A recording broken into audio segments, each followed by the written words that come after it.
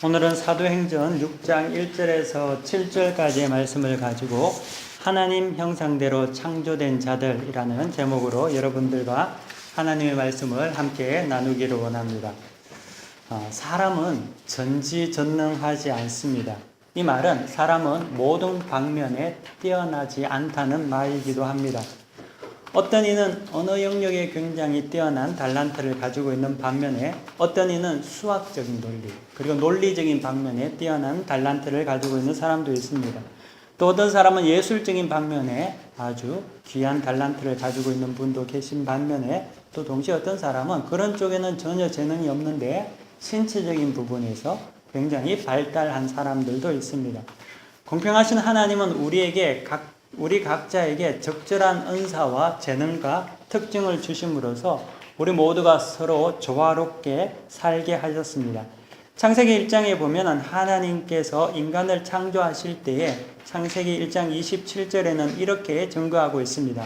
하나님이 자기 형상 곧 하나님의 형상대로 남자와 여자를 창조하시고 라고 이렇게 말씀하십니다. 즉 하나님의 형상이라는 것은 남자만 있는 것이 아니고 또 여자만 있는 것이 아니고 두 형상 모두가 하나님의 형상이라는 것입니다. 그러므로 반쪽인 남자와 여자가 한 몸을 이뤄 섬김으로 조화를 이루며 살아갈 때만이 하나님의 형상을 온전히 이룬다는 말씀이라는 거죠. 이는 하나님께서 우리에게 정해주신 창조의 질서이고 하나님의 뜻이기도 합니다. 하나님께서는 아담과 하와에게 둘이 한 몸을 이루라고 말씀하셨습니다. 이 말씀이 다시금 우리에게 재확인될 수 있는 한 몸 공동체, 하나님의 형상을 이루는 말씀이기도 한 것입니다. 이는 아담과 하와뿐만 아니라 여기에 계신 우리 모두에게도 저를 비롯한 우리 모두에게 동일하게 적용될 수 있는 신적 명령입니다. 반쪽에 대한 독성과 대립과 경쟁이 아닌 조화와 보완과 섬김이 있을 때만이 하나님의 형상이 된다는 것입니다.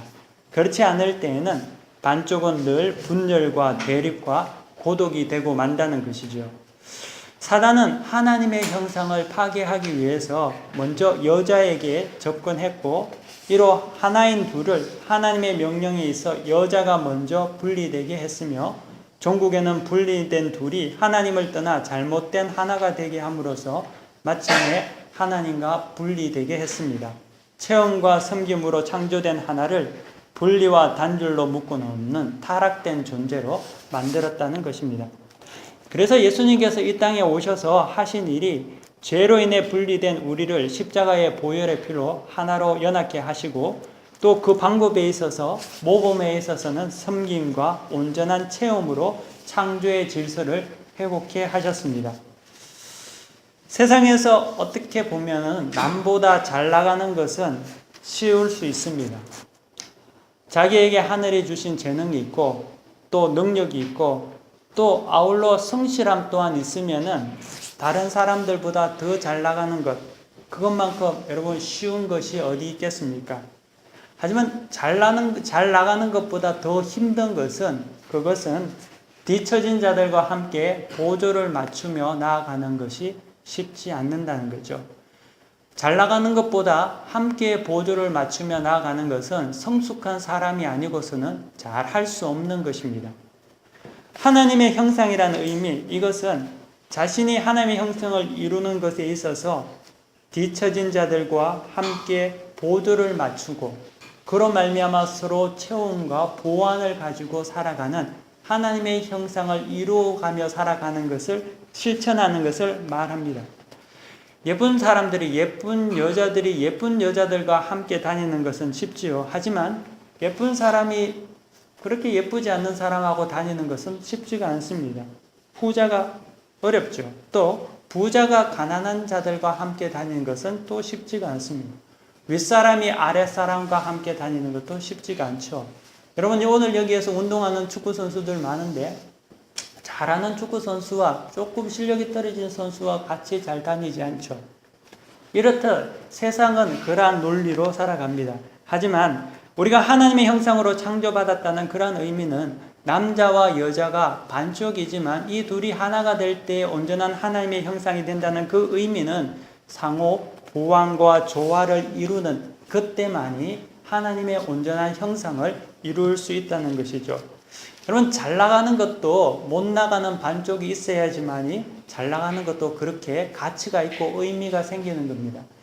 여기에 모든 사람이 다 빌 게이츠면은 지루하겠죠.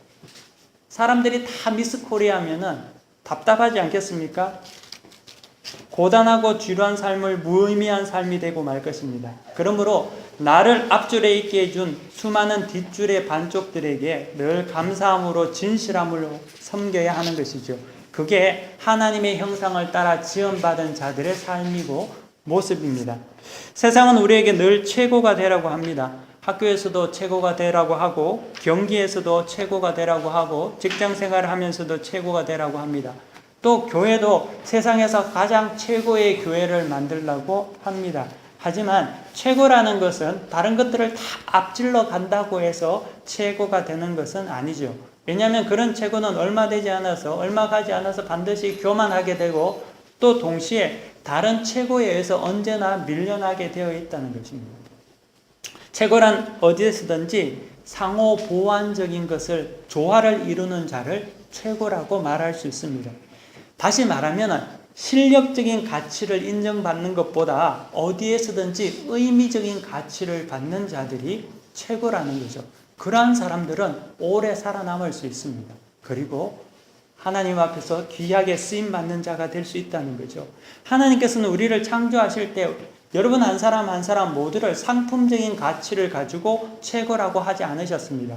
하나님께서는 각자의 가지고 있는 독특한 성향과 그들이 가지고 있는 작품적인 가치를 가지고 최고로 만드셨다는 것이죠. 그렇기 때문에 하나님은 우리를 상품으로 만든 것이 아니라 고유한 재능과 은사를 가진 작품으로 만드셨습니다. 그렇게 본다면은 앞줄에 있다고 해서 잘 나간다고 해서 최고가 되는 것도 아니고 뒷줄에 있다고 해서 최고가 안 되는 것도 아니라는 거죠. 최고라는 것은 앞줄이든 뒷줄이든 어디에든지 간에 최고는 항상 존재하게 되어 있습니다. 그 최고는 모든 자들에게 유익을 끼치고 그로 말미암아 빛을 발하는 삶을 살아간다는 것이죠.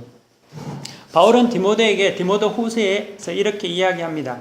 큰 집에는 금그릇과 은그릇뿐 아니라 나무그릇과 질그릇이 있어 귀하게 쓰이는 것도 있고 천하게 쓰이는 것도 있나니 그러므로 누구든지 이런 것에서 자기를 깨끗하게 하면 귀히 쓰이는 그릇이 되어 거룩하고 주인의 쓰임에 합당하며 모든 선한 일에 준비함이 되리라 라고 바울은 디모데에게 말하고 있습니다.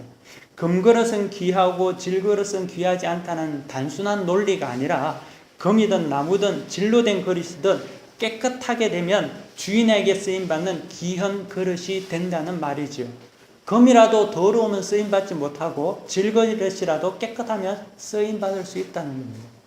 저는 여러분들이 여기 오늘 오신 분들 중에 한 60%가 지금 제가 보니까 축구 선수인 것 같습니다. 그렇죠? 근데 축구를 하다 보면은 마라도라든지 메시아 같은 그런 어떤 세계 최고의 탑의 선수들도 있죠. 하지만 또 그런 공격수가 아니라 수비수들도 있단 말이죠. 근데 어디에서든지 공격할 수 있는 사람이 있기 위해서는 수비수가 있어야 되는 거 아닙니까? 마찬가지로 내가 최고가 아니라 그 최고보다 더 진정한 최고는 자기가 있는 자리에서 온전히 성실히 조화를 이루며 섬기며 자기의 모든 것들을 묵묵히 하는 자들이 최고라는 거죠. 저는 축구 선수들 중에서 이영표 선수를 좋아합니다. 여러분들도 잘 아시겠지만, 근데 이영표 선수는 공격수는 아니거든요. 어떻게 보면 수비 위주로 선수 생활을 마친 사람 아닙니까? 근데 그 선수는 그 인생 전체를 보더라도 자기와 같은 모든 팀에서도 정말 모든 자들에게 유익을 끼치고 그 친구를 만난, 그 사람을 만난 모든 선수들이 그를 기억하고 아주 인정하는 사람이었습니다. 그 친구는 굉장히 오래 축구 생활을 잘하고 은퇴를 했었죠. 저도 이곳에 있는 여러분들이 축구 선수 생활하는 여러분들이 그런 어떤 오래가는 그런 선수들이 되기를 바랍니다. 그것이 어떻게 보면 오늘 성경에서 말하는 하나님의 형상을 닮아가는 그런 사람이라는 거죠. 잘 나간다고 교만하고 내가 뭐 좀 잘 나가는 선수라고 남을 무시한다면 그것은 오래 가지 못한다는 거죠. 그런 선수들은 순간 반짝하다 사라지지만 정말 오랫동안 생활할 수 있는, 그리고 정말 잘할 수 있는 그러한 자들이 여러분들이 되기를 바랍니다. 성경은 우리에게 그것을 요구합니다. 이곳에 계신 여러분 모두는 다 반쪽이라는 거죠. 그 반쪽이 하나님의 형상을 이루는 데 쓰임 받게 되기를 바랍니다. 교회 안에서도 서로가 보완과 성장이 되기를 바라며, 또 가정 안에서도 섬김과 체험으로 이루어가는 모두가 되시기를 바랍니다. 그래서 우리가 속한 공동체가 하나님의 형상을 나타내기에 부족함이 없도록 힘써 수고하시기를 바랍니다. 사람이 하나님의 형상대로 창조되었다 함은 물이 흘러서 마른 곳으로 적셔가듯이 나눔과 체험의 실천을 하는 것을 말합니다. 초대교회는 그렇게 부유한 교회는 아니었습니다. 그럼에도 불구하고 그 교회는 처음부터 서로를 채워가고 섬기는 공동체였음을 성경을 통해서 알 수 있다는 거죠. 저희 교회도 그런 공동체가 되어야 될 줄 믿습니다. 우리 교회가 뭐 사람이 많고 그렇게 큰 교회도 아니고 부유한 교회도 아니지만 하나님 앞에서 흘러 넘쳐서 모든 자들에게 그것을 나누고 섬길 수 있는 교회가 되어야 될 줄 믿습니다. 우리가 이것을 통해서 우리 자신이 하나님의 형상으로 지원받은 자인지 아닌지를 구분할 수 있다는 거죠. 내 삶 속에 흘러 넘치는 삶을 살아가는지 아닌지에 따라서, 그 실천이 있는지 없는지에 따라서 내가 하나님의 백성인지 아닌지를 내가 스스로 검증할 수 있다는 거죠. 아무리 입으로 나는 하나님의 백성이라고 말을 해도 그 속에서 섬김과 또 체험이 없다면 그것은 가짜지 않겠습니까? 그것은 아니라는 거죠. 늘 자기 것만 챙기고 나에게만 집중되어 있다면 그것은 하나님을 닮은, 하나님의 형상을 닮은 사람은 아니라는 거죠. 선수 생활을 하더라도 저도 예전에 군대에서 축구를 할 때 보니까 축구를 잘하는데 절대 패스 안 하는 친구들이 있거든요. 그러면 안 되겠죠. 이 모든 것들이 하나님 앞에서 뿐만 아니라 우리의 삶 속에서도 그런 어떤 조화를 이루는 그러한 삶을 살아가고 또 섬김과 체험이 있어야 될 줄 믿습니다. 우리 속에 늘 희생이 없고 섬김이 없고 수고가 없다면 어떻게 그를 그리스도인이라고 할 수 있겠습니까? 그를 하나님 닮은 백성이라고 말할 수 없다는 거죠. 하나님의 형상을 닮은 자들은 반드시 흘러가고 다른 반쪽을 채우는 자들이기 때문입니다. 예수 믿는 자들은 그렇기 때문에 주장하는 자세로 살아가지 않습니다. 그리고 채워주는 삶을 이루며 살아갑니다. 그렇지 않는 자들에 대해서는 그 믿음이 더 성장해야 될 필요가 있고 또 자라나야 할 필요가 있습니다. 믿음이 약한 것과 믿음이 없는 것은 분명히 다른 것입니다. 약한 것은 하나님의 말씀대로 살지 못하지만 세리와 창기와 같이 애통하며 회개하는 자를 믿음이 약하다고 말합니다. 하지만 믿음이 없는 자는 하나님의 말씀대로 살지 않으면서도 바리새인과 같이 하늘을 우러러 감사하며 애통이 없고 회개가 없는 자를 말하는 것이죠. 그래서 주님은 바리새인과 제사장들이 믿음이 약한 것이 아니라 믿음이 없다고 그들의 믿음 없음을 폭로하셨다는 거죠. 오늘 성경 본문을 여러분 다시 한번 돌아가서 보시길 바랍니다. 오늘 성경 본문에는 누가가 독특한 견해를 가지고 사도행전 6장 초반부에 교회에서 발생한 불미스러운 사건을 기술하면서 그 문제의 해결이 교회 내의 섬김과 체험을 통해서 이루어짐을 설명하고 있습니다. 초대교회의 성장은 단순히 시간이 지남에 따라서 자연스럽게 교회가 성장한 것은 아니었습니다. 초대교회는 외적으로나 또 내적으로나 시련을 극복하는 과정을 통해서 교회가 성장했음을 보여주고 있습니다. 마치 아이들이 아파서 병치료를 치르고 나면 그 이후에 아이들이 자라는 것 같이 교회도 그런 시련을 통해서 성장하고 있음을 보여주고 있습니다. 외적이라고 하면 당시에 유대인들과 산헤드린 공회의 핍박이었습니다. 그리고 또 내적이라고 하면은 아나니아와 삽비라와 같은 사건으로 인해서 교회 내의 타락과 또 오늘 본문에서 나타나는 히브리파 성도와 헬라파 성도들의 갈등 표출 문제 등이 그러한 것들이었습니다. 근데 이러한 모든 문제들 가운데서 이것을 해결하는 데 있어서 나타나는 한 가지 현상들이 있었습니다. 그것은 다름 아닌 섬김과 체험을 할 수 있는 사람들의 출현이었다는 거죠. 즉 하나님의 형상을 닮은 사람들의 출현과 또 그들의 섬김이 있었다는 것입니다. 그 인물들을 중심으로 위기가 성장으로 바뀌어지고 또 그들의 섬김과 체험을 통해서 교회가 안정을 찾게 되는 것을 보여주고 있습니다. 오늘 이 시대의 많은 단체와 가정들이 불화와 위기와 또 알력으로 넘어지고 문을 닫고 또 쪼개지고 있는 것이 사실 아닙니까? 모두가 상대에 대해서 상대를 채우기보다는 나 자신을 채워달라는 데 급급합니다. 수많은 가정들이 파괴됩니다. 부부간에서도 왜 나를 더 사랑하지 않느냐고 말합니다. 왜 나에게 더 관심이 없냐고, 나에게 더 관심이 달라고 말합니다. 남자는 결혼할 때 자기가 왕이 되고 싶은 왕의 대접을 받고 싶은 마음에서 결혼하고, 또 아내는 또 결혼할 때 자기가 여왕과 같이 살 것을 기대하면서 결혼을 합니다. 서로가 자기가 서로에 대해서 채워주기보다는 자기의 체험을 요구하다 보니까 항상 싸움이 끝이 없습니다. 모든 단체들이 그러한 모습을 가지고 살아갑니다. 이렇듯 강과 같이 흘러넘치기보다는 저수지와 같이 자기 안에만 채워주기를 원하고 만족하려고 하다 보니까 그로 인해서 아픔들이 많다는 거죠. 그렇고 또 그런 모습은 우리에게 무관심이라는 어떤 모습으로 나타납니다. 왜냐하면 내가 충족하고 내가 충만하고 나에게 있는 모든 것들이 괜찮으면은 타인에 대해서 관심조차 가지지 않기 때문이죠. 이것이 어떻게 보면 우리 이 시대에 살아가는 사람들의 모습이 아니겠습니까? 하지만 사랑하는 성도 여러분, 하나님의 형상으로 만들어졌다는 창조된 사람들은 그렇게 자기 안에만 갇혀져서 살아가는 사람들이 아니라는 거죠. 하나님의 창조의 질서에 따라서 반쪽에게 흘러넘치게 섬김으로 체험으로 말미암아 온전한 하나를 이루는 하나님의 형상을 만드는 자들을 말하고 있습니다.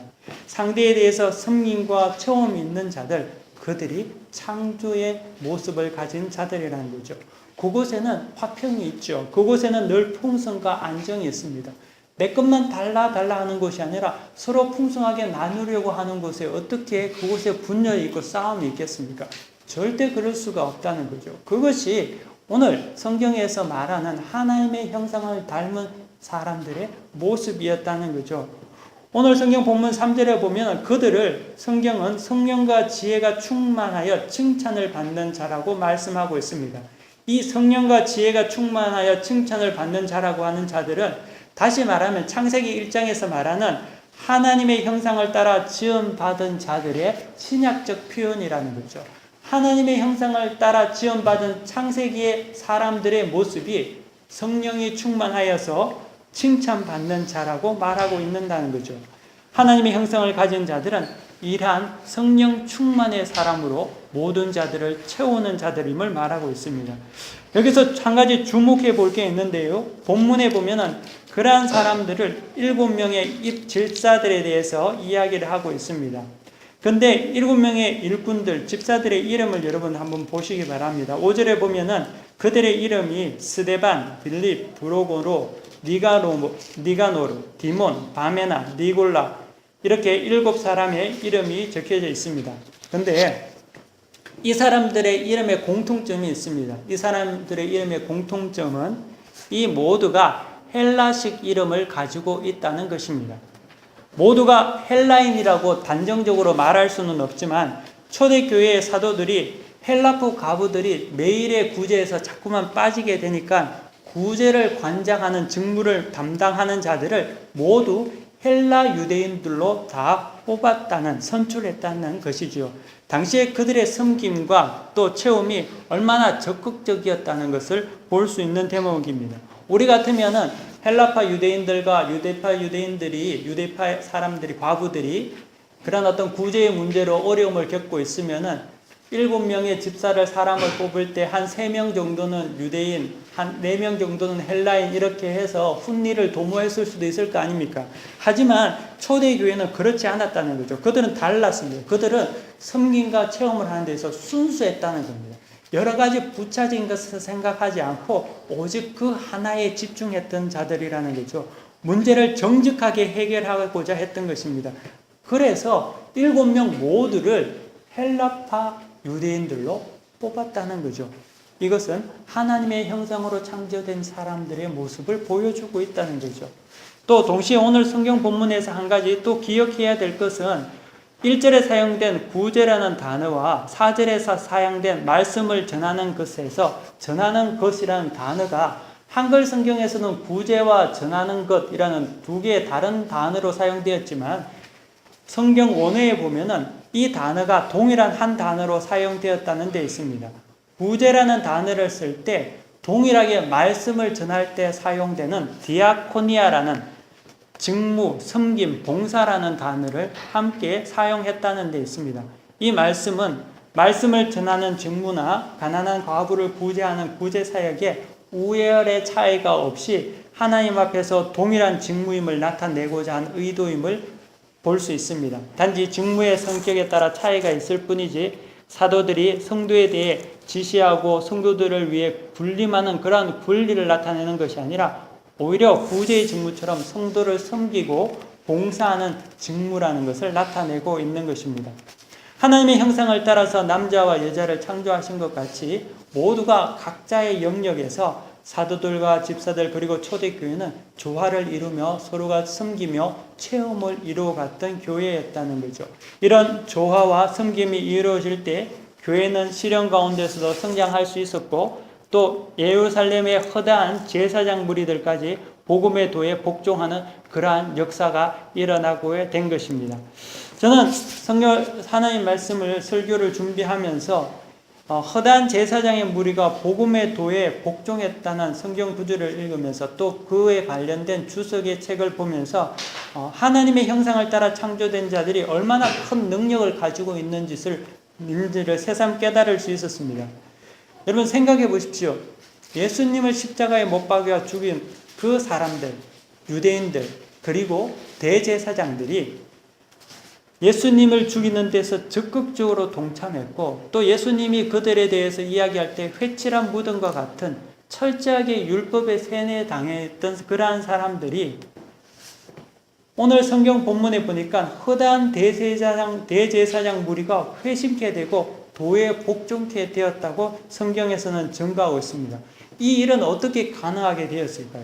그것은 다름 아니라 하나님의 형상을 가지고 있는 자들이 섬김과 체험을 통한 그러한 모습이 그들에게 강력한 능력으로 나타날 수 있었다는 거죠. 여러분 우리가 밖에 나가면은 입으로 그리스도를 전거하죠. 하나님을 믿으라고 합니다. 복음을 전합니다. 하지만 우리가 입으로 전하는 것보다 더 강력한 메시지는 우리의 삶을 통해서 섬기고 체험의 일을 온전히 담당하는 하나님의 형상의 삶을 따라 살아갈 때 그것이 허다한 제사장의 무리까지도 온전히 그들을 하나님 앞에 돌아올 수 있게 하는 그러한 능력이 된다는 것이죠. 그러므로 우리는 어디에 가든지 자기 자신을 주장하는 삶을 살지 말고 특별히 쉽게 분내지 말고 자기 자신만 채우는 삶을 살아가는 것이 아니라 어디에서든지 흘러 넘치는 삶을 살아가기를 바랍니다. 그것이 우리가 하나님의 형상을 닮은 삶의 모습이라는 거죠. 각자 여러분들 뿐만 아니라 이 교회가 그런 흘러 넘치는 그런 삶을 살아가야 할 줄 믿습니다. 그리고 이 명령은 여러분들에게 정신교육이나 덕을 쌓아서 보다 나은 삶, 남에게 잘 보이는 그런 인자한 삶을 살아라는 촉구의 말씀 또한이 아닙니다. 그렇다면 여러분들은 오늘 이 자리에 나온 이유가 교양 강좌를 듣는 것밖에 되지 않는다는 거죠. 세상에는 말이죠. 하나님을 안 믿어도 굉장히 착하게 사는 사람 많고요. 예수 믿는 사람들보다 더 친절한 사람도 꽤 많습니다. 그러면 그들과 신자는 무엇이 차이가 있습니까?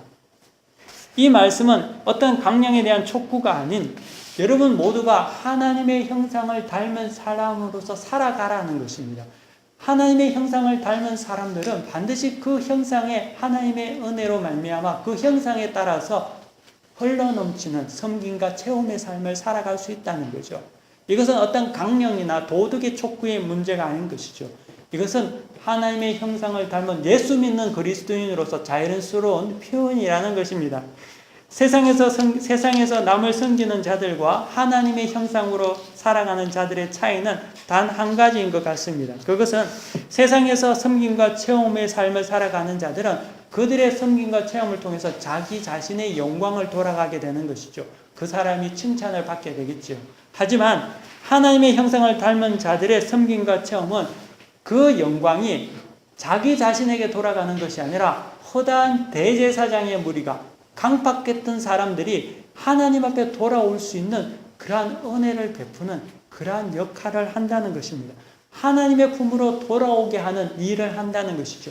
그 사람을 보고 예수를 믿을 수 있는 구원의 백성으로 인도한다는 데 있습니다. 저는 저희 교회에 그러한 모든 자들이, 이곳에 모인 모든 자들이 그러한 하나님의 형상을 닮은 삶을 2016년도에 살아가기를 기대합니다. 그러면 모든 이들이 은혜 받지 않겠습니까? 이곳에 나오는 축구선수, 이곳에 나오는 예배자, 모든 자들이 그 하나님의 형상을 따라서 서로가 채워주고 섬겨주고 살아가면 이곳이 천국이 되지 않겠습니까? 서로 교회에 오고 싶어 하는 천국이 되지 않겠습니까? 이런 교회가 우리가 되어야 된다는 거죠. 내 것만 채우고 나만 받기를 원하고 어떻게 하든지 내 것을 뺏기지 않으려고 생각한다면 이곳은 하나님의 형상이 아니라 지옥이 되고 만다는 거죠. 사랑하는 성도 여러분, 여러분들이 그러한 하나님의 형상을 닮은 자로서 여러분들이 살아가시기를 바라고 세상에서 여러분들이 증거되어지기를 바랍니다. 여러분들이 가진 모든 것들 하나님의 형상을 채우기 위한 도구입니다. 여러분이 가지고 있는 실력, 여러분들이 가지고 있는 재능, 여러분이 가지고 있는 재화, 물질, 모든 것들, 이 모든 것들 여러분이 자신이 아닌 하나님의 형상을 채우게 하는 반쪽을 위해서 쓰이게 하기 위한 하나님께서 주신 모든 은혜라는 거죠. 그것이 온전히 이루어질 때만이 우리에게 하나님의 형상이 이루어진다는 것이죠. 그렇기 때문에 하나님의 백성이 있는 곳에는 핍절함이 없습니다. 우열도 없습니다. 분열이 일어나지 않는다는 거죠. 비교가 없고요. 오직 은혜와 기쁨이 있는 것이지요. 세상은 내가 가진 것이 내 능력이고 내 힘이라고 말하지만 예수 안에 있는 우리에게는 내가 가진 것, 내게 속한 것이 조화와 섬김과 체험을 위한 도구가 되는 것입니다. 사랑하는 성도 여러분, 여러분은 하나님의 형상을 따라 지원받은 자들입니까? 여러분은 그리스도인들입니까? 그리고 그러한 형상으로 하나님의 말씀을 따라 살기를 원하십니까? 여러분들에게 이 말씀이 도전이 되기를 원하고 성령과 하나님의 은혜가 여러분들에게 임하여서 하나님의 형상을 이루는 모두가 되기를 원합니다. 얼굴에 빛이 나고 천사와 같이 생기고 그렇다고 해서 그것이 하나님의 형상을 따른 그런 모습이 아니라 그리스도께서 우리를 위해서 십자가를 지신 것 같이 또 그의 채우심이 우리에게 충만했던 것 같이 우리 또한 여러분 주변의 사람들, 내 친구, 내 가족, 또 내 교회, 더 나아가 사회와 세상 속에서 흘러 넘치는 섬김과 체험의 삶을 살아갈 때 비로소 우리는 하나님의 백성임을 사실을 깨닫게 된다는 것이죠. 사도와 일곱 집사와 같이 성령 충만한 가운데 그 삶을 이루시는 여러분들이 되기를 축원합니다. 더욱이 교회 안에서 매진하시기를 바라고 또 교회와 또 가정 안에서 여러분들이 이 일을 매진하시기를 바랍니다.